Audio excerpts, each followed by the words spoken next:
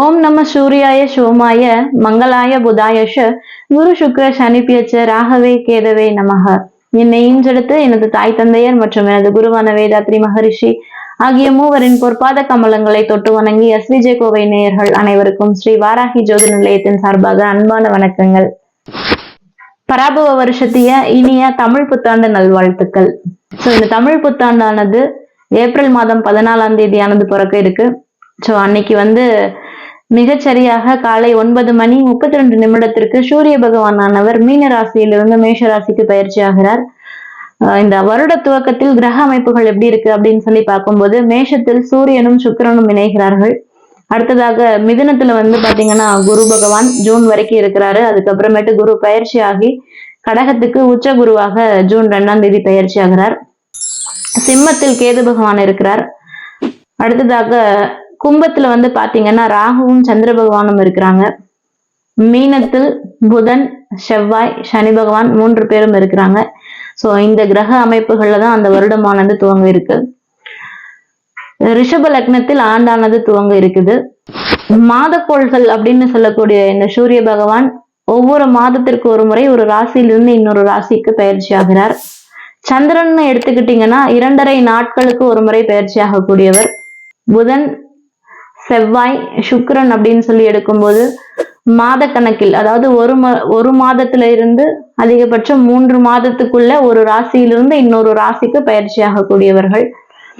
வருடக்கோள்களான குரு பகவான், குரு பாத்தீங்கன்னா ஒரு வருடத்திற்கு ஒரு முறை ஒரு ராசியிலிருந்து இன்னொரு ராசிக்கு பயிற்சி ஆகிறார். ராகு கேது அப்படின்னு எடுக்கும்போது வருடத்திற்கு 1.5 வருடத்திற்கு ஒரு முறை ஒரு ராசியிலிருந்து இன்னொரு ராசிக்கு பயிற்சி ஆகுறாங்க. சனி பகவான் அப்படின்னு சொல்லி பார்க்கும்போது 2.5 வருடத்திற்கு ஒரு முறை ஒரு ராசியிலிருந்து இன்னொரு ராசிக்கு பயிற்சி ஆகிறார். வருடக்கோள்களை வைத்துத்தான் அந்த வருட பலன்கள் எப்படி இருக்கும் அப்படிங்கிறது தீர்மானிக்கப்படுது. அந்த விதத்துல இந்த குரு பகவான் எப்படி இருக்காரு, ராகு கேதுக்கள் எப்படி இருக்காங்க, சனி பகவான் எப்படி இருக்காங்க அப்படிங்கிறத பொறுத்து ஒரு பலன்கள் அந்த வருடத்தில் எப்படி இருக்கும் அப்படிங்கிறது மோஸ்ட் ப்ராபப்ளி நம்ம டிஃபைன் பண்றோம். இந்த வருடத்துல சனி பயிற்சி கிடையாது. திருக்கணிதப்படியும் சரி, வாக்கியப்படியும் சரி சனி பயிற்சி கிடையாது. குரு பயிற்சி அப்படின்னு சொல்லி பார்க்கும்போது ஜூன் மாதம் 2ஆம் தேதி திருக்கணிதப்படி குரு பயிற்சியானது நிகழ இருக்கு.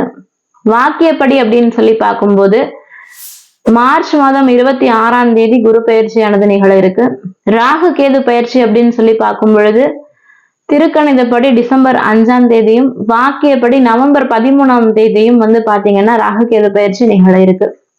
இந்த பயிற்சிகள் எல்லாம் வைத்து ஒவ்வொரு ராசிக்கும் ஆன பலன்களை நம்ம சொல்லியிருக்கோம். கிரகணம் அப்படின்னு சொல்லி பார்க்கும்போது 2 சூரிய கிரகணங்களும் 2 சந்திர கிரகணங்களும் இந்த வருடம் இருக்கு. ஆனா இந்த கிரகணங்கள் எதுவுமே இந்தியாவில் தெரியாது அப்படிங்கிறதுனால எந்த ஒரு தாக்கங்களும் இந்தியாவில் வாழ்கிற மக்களுக்கு இருக்காது. அதனால நம்ம கிரகணத்தை பத்தி கவலைப்பட தேவையில்லை. செவ்வாய்க்கிழமை ஏப்ரல் 14ஆம் தேதி தமிழ் புத்தாண்டு அன்னைக்கு பாத்தீங்கன்னா சதய நட்சத்திரத்துல சந்திரனானவர் பயணம் பண்ணிட்டு இருக்காரு. இந்த வருடத்தின் ராஜாவாக குரு பகவான் வராரு.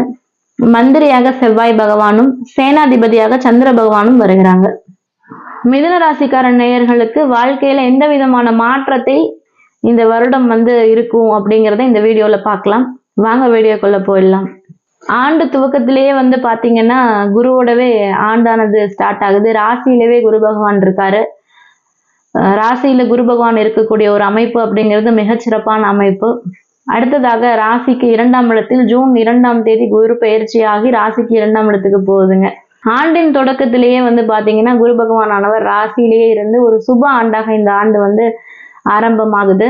அடுத்ததாக பார்க்கும்போது ஜூன் மாதம் 2ஆம் தேதி ராசிக்கு 2ஆம் இடத்தில் குரு பகவானானவர் பயிற்சி ஆகிறாருங்க. ஒரு நல்ல வேலை வாய்ப்புல நல்ல ஒரு உயர் பதவிகள் கிடைக்கக்கூடிய ஒரு அமைப்பு, ஒரு ப்ரமோஷன்ஸ் கிடைச்சா ஆட்டோமேட்டிக்கா நம்மளுக்கு கிடைக்கக்கூடிய சம்பளமும் உயர்வாகும். வருமான உயர்வு, ப்ரமோஷன் கிடைக்கிறது, நல்ல வேலை அமையக்கூடிய அமைப்பு, இதெல்லாமே மிதுன ராசிக்கார நேயர்கள் இந்த ஆண்டு எதிர்பார்க்கலாம். இதுவரைக்கும் திருமணம் ஆகவே இல்லை அப்படின்னு சொல்லக்கூடிய, திருமணம் இன்னும் நடக்காத இளைஞர்களுக்கும் பெண்களுக்கும் பாத்தீங்கன்னா மிதுன ராசியில் இருக்கக்கூடியவர்களுக்கு இந்த வருடம் திருமண பாக்கியம் அப்படிங்கிறத ஏற்படுத்தி கொடுக்கக்கூடிய ஆண்டாக இந்த ஆண்டு இருக்கும். நல்ல ஒரு மனதிற்கு பிடித்த வாழ்க்கை துணை அப்படிங்கிறத இந்த ஆண்டை எதிர்பார்க்கலாம். 10ஆம் இடத்தில் சனி பகவான் இருக்கிறதுனால செய்யக்கூடிய வேலையில சில தொந்தரவுகள், கூட இருக்கிறவங்கனால சில பிரச்சனைகள் ஏற்பட்டாலும் அதை சமாளித்து வரக்கூடிய ஒரு தன்மையுமே உங்களுக்கு கொடுத்துருவாங்க.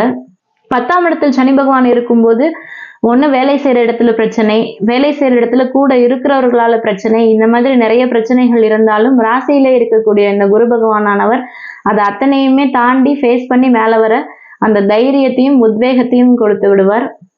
9ஆம் இடத்தில் இருக்கக்கூடிய ராகுவானவர் பாத்தீங்கன்னா ஒரு வெளிநாட்டு கல்வி. மிதுன ராசிக்கார பிள்ளைகள் இருக்காங்க. வெளியில போய் படிக்கணும், வெளி மாநிலங்கள்ல போய் படிக்கணும்னு நினைக்கிறாங்க அப்படின்னா அவங்களுக்கு நல்ல வெளிநாட்டு வெளி மாநிலத்துல போய் கல்வி படிக்கக்கூடிய ஒரு அமைப்பு. அதே போல ஃபாரின்ல ஒர்க் தேடிட்டு இருக்கீங்க, இது வரைக்கும் கிடைக்கல அப்படின்னு சொல்லக்கூடிய மிதுன ராசிக்கார நேயர்களுக்கு வெளிநாடு போயிட்டு வேலை பார்க்கக்கூடிய அமைப்பு இதெல்லாமே கிடைக்கும். 10ல் இருக்கக்கூடிய சனி பகவானை ஒரு ஜூனுக்கு மேல உச்ச குருவானவர் 9ஆம் பார்வையாக பார்ப்பதனால, அதுவும் அதிஜல ராசியான மீன ராசியை பார்க்கும்போது வேலை ரீதியாக வெளிநாட்டுல போயிட்டு வர்றது, ஆன்சைட் போயிட்டு ஒரு ப்ராஜெக்ட் எடுத்துட்டு வர்றது, இந்த மாதிரி வேலை ரீதியாக நீங்க வெளியில போயிட்டு பண்ணக்கூடிய எந்த ஒரு ஒர்க்குமே பாத்தீங்கன்னா நல்ல ஆதாயங்கள் நல்ல லாபங்களை பெற்றுக் கொடுக்கும். 3ஆம் இடத்தில் கேது இருப்பதனால வெளியில பணம் கொடுத்துருக்கீங்க, இன்னும் வராத சூழ்நிலை இருக்கு அப்படின்னு சொல்லும் பொழுது வராத பணங்கள் சீக்கிரமாக பணங்கள் வெளியிலிருந்து நம்ம கிட்டேயே சேரக்கூடிய அமைப்பு அப்படிங்கிறது கிடைக்கும். 9ல் ராகு இருக்கும்போது தீர்த்த யாத்திரை, தெய்வீக ஸ்தலங்கள் போயிட்டு தரிசிச்சுட்டு வர்றது, இந்த அமைப்புகள் எல்லாமே நம்மளுக்கு இந்த வருடம் செஞ்சு கொடுக்கும். பழைய கடன்கள் வசூலாகும் அமைப்பு எல்லாமே இருக்குங்க. 2ஆம் இடத்தில் குரு மாற போறதுனால கொடுத்த வாக்கை காப்பாற்றக்கூடிய ஒரு அமைப்பு அப்படிங்கிறது மிதுன ராசிக்கார நேயர்களுக்கு அமையும். அதே போல பொன்பொருள் சேர்க்கை, வண்டி ஆபரணங்கள் சேர்க்கை இதெல்லாமே இந்த வருடம் நடப்பதற்கு நிறைய வாய்ப்புகள் அப்படிங்கிறது இருக்கு. தெய்வீக ரீதியாக செய்யும் காரியங்கள் அனைத்தையும் பாத்தீங்கன்னா நல்ல ஒரு தெய்வீக அருளை பெற்றுத்தரும். தெய்வீக காரியங்கள் அனைத்துமே பாத்தீங்கன்னா நல்ல ஒரு வெற்றியை கொடுக்கக்கூடிய அமைப்பாக இந்த ஆண்டு இருக்கும். திடீர் அதிர்ஷ்டம், திடீர் பணவரவு, வழக்குகளில் வெற்றி பெறக்கூடிய அமைப்பு இதெல்லாமே இந்த வருடம் இருக்கும். 2ஆம் இடத்தில் குருவானவர் போயிட்டு ராசிக்கு 2ல ஜூனுக்கு மேல போறதுனால தனஸ்தானத்தில் நல்ல ஒரு தனம் பெறக்கூடிய அமைப்பு, நல்ல ஒரு வேலை வாய்ப்பு கிடைக்கக்கூடிய அமைப்பு, வராத கடன்கள் வரக்கூடிய அமைப்பு, தாய் தந்தையர்கள் அப்படின்னு சொல்லி பார்க்கும்போது அவங்களுடைய ஆரோக்கியம் சீராக அமையக்கூடிய அமைப்பு இதெல்லாமே மிதுன ராசிக்கார நேயர்கள் இந்த ஆண்டு எதிர்பார்க்கலாம்.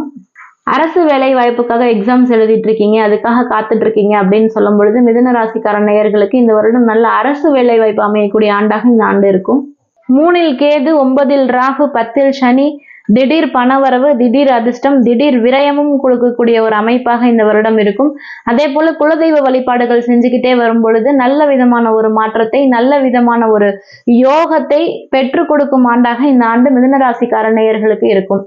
வயதிற்கு தகுந்த மாதிரி திருமணம் ஆகாதவர்களுக்கு ஒரு நல்ல திருமண அமைப்பு, அதுக்கப்புறமேட்டு வண்டி வாகனங்கள் சேரக்கூடிய அமைப்பு, பொன் பொருள் சேர்க்கை, வராத கடன் வசூலாக இருக்கக்கூடிய ஒரு அமைப்பு. தாய் தந்தை அப்படின்னு சொல்லும் பொழுது அவர்களுடைய ஆரோக்கியம் நல்ல சீராக மேம்படும் அமைப்பு. பிரிந்த கணவன் மனைவியர் இருக்காங்க அப்படின்னா அவர்கள் ஒன்று சேரக்கூடிய அமைப்பு இதெல்லாமே நிகழக்கூடிய ஆண்டாக இந்த ஆண்டு மிதுன ராசிக்கார நேயர்களுக்கு இருக்கும். வேலை முதல் தரமாக வேலை நல்ல வேலை அமைந்து ப்ரமோஷன்ஸ் கிடைத்து ஒரு நல்ல சம்பள உயர்வு பெற்றுத்தரும் ஆண்டாக மிதுன ராசிக்கார நேயர்களுக்கு இருக்குங்க. டோட்டலா பார்க்கும்போது அவங்களுடைய வயதிற்கு தகுந்தவாறு திசாபுக்திகள் கரெக்டா நடந்துட்டு இருக்கு, நன்மை பயக்கும் திசாபுக்திகள் நடந்துட்டு இருக்கும் போது நிச்சயமாக நம்ம சொல்லக்கூடிய பலன்கள் எல்லாமே நல்ல விதமாக நடக்கும் என்பதில் எந்த சந்தேகமும் இல்லை. இந்த வீடியோ உங்களுக்கு பிடிச்சிருக்கும் அப்படின்னு சொல்லி நாம நம்புறோம். உங்களுக்கு பிடிச்சிருந்தது அப்படின்னா லைக் பண்ணுங்க, ஷேர் பண்ணுங்க. நன்றி, வணக்கம்.